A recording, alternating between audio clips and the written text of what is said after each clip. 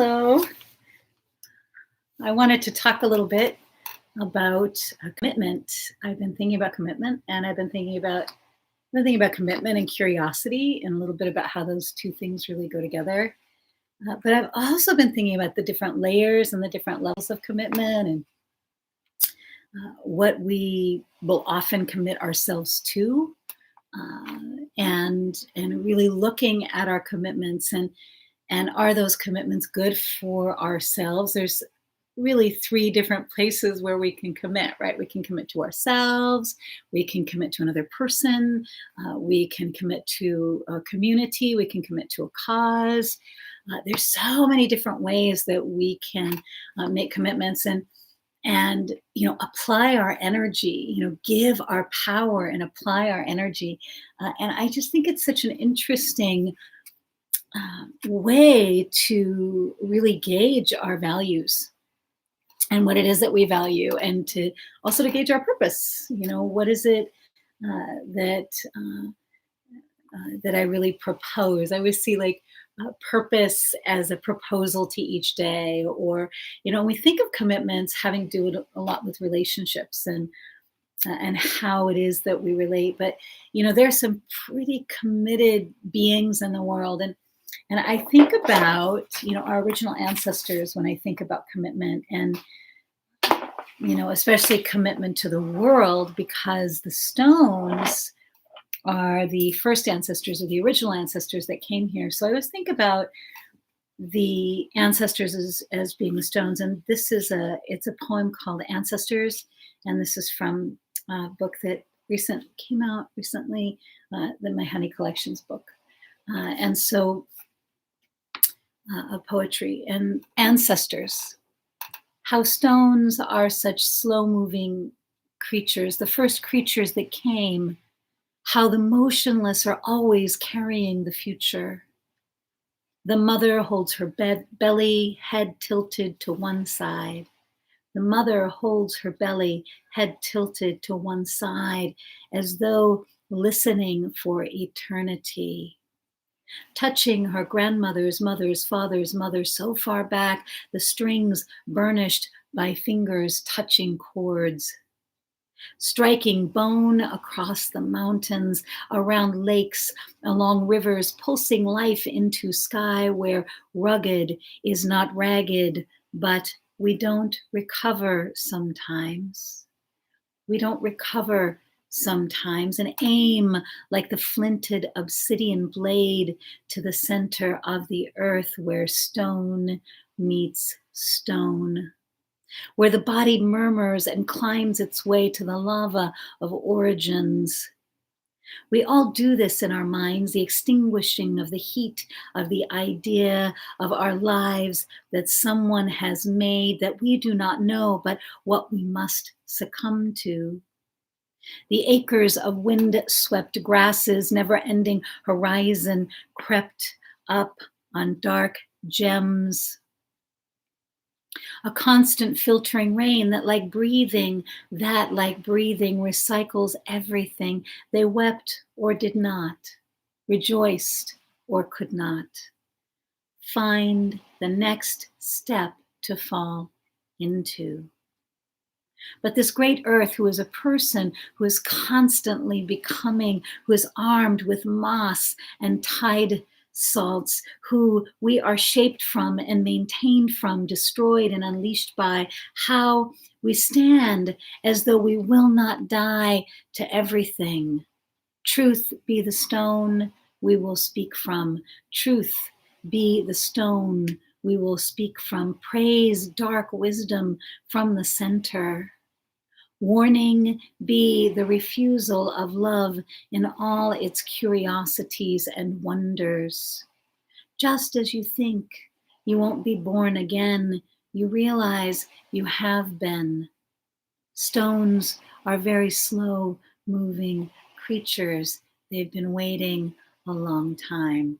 Stones are very slow moving creatures. They've been waiting a long time. And that's a poem called Ancestors from Honey Collections. And you can find that on Amazon if you would like to have a copy of that. And you can also listen to it right here with me. And I think that the commitment. What's nice is that if you have the book, you can always have someone you really love read it to you, which I always appreciate.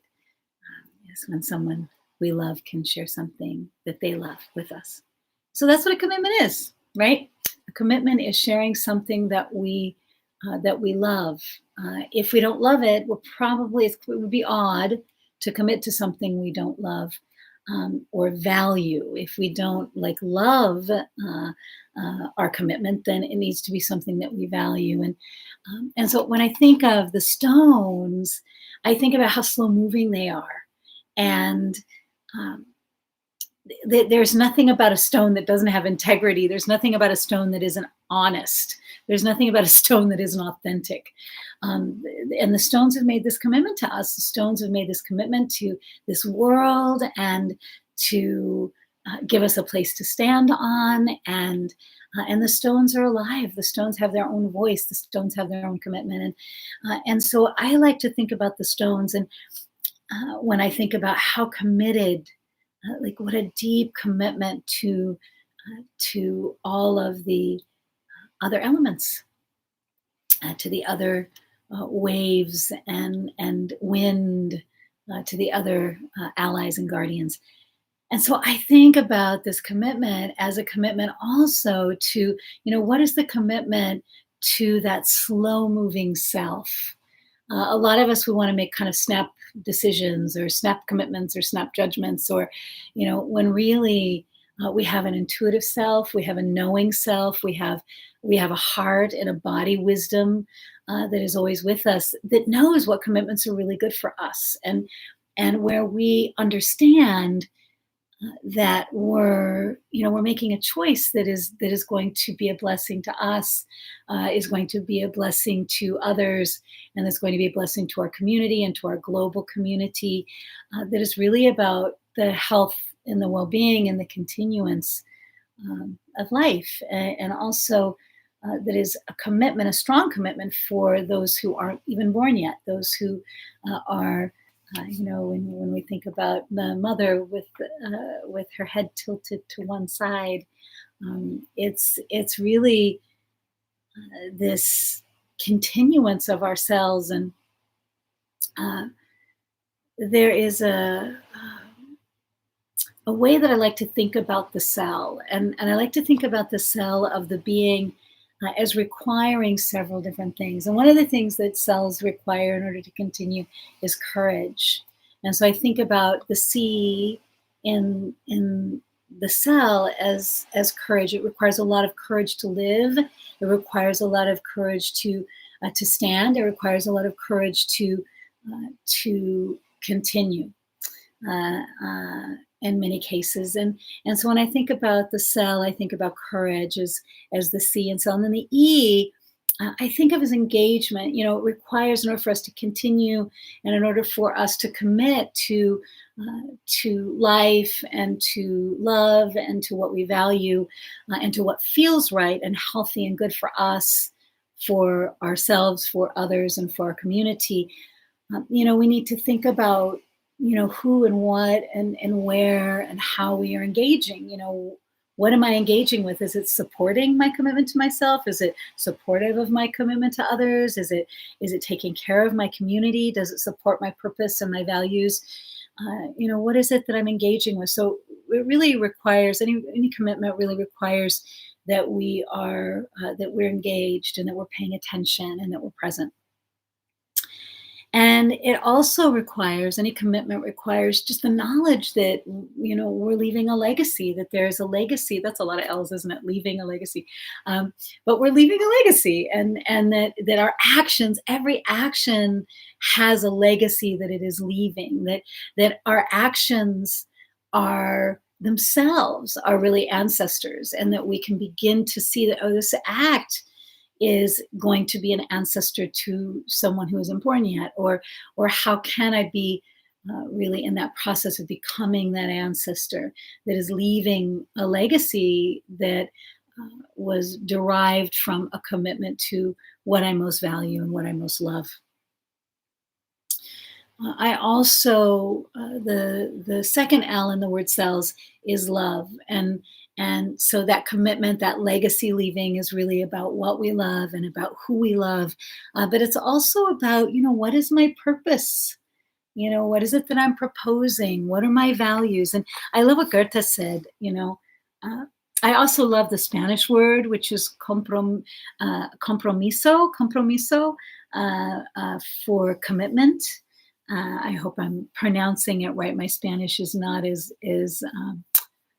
fluent as I would like it to be, but I really appreciate the word compromise is in it, but I also appreciate that the word promise is in it. So if we look at that word compromise, it's like promise is in that word, and so I really appreciate that. Commitment is compromiso. And so I think about Goethe's definition, which is really, a prose poem. But it says, until one is committed, you've probably heard this many times, but the reason we hear things many times is because it strikes something. It's like a prayer. It's like we no longer, many of us no longer remember the prayers and the songs of our ancestors or of our people, but we have poems, and it seems like now we have quotes, and that these are like little prayers that we can say that remind us of who we are and that strike the core, or the bones, what is unshakable within us. But until one is committed, there's a hesitancy, the chance to draw back, always ineffectiveness concerning all acts of initiative and creation. There's one elementary truth, the ignorance of which kills countless ideas and splendid plans.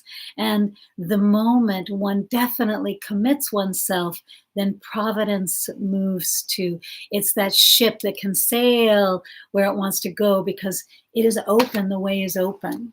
And once the way is open, then we can move with our power behind our commitment. And our power is our thinking and our actions and our feelings, and our ability to really center ourselves in what is most important to us.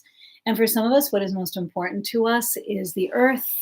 For some of us, it's beauty. For some of us, for some of us, for some of us, it is family. For some of us, it is different forms of creativity.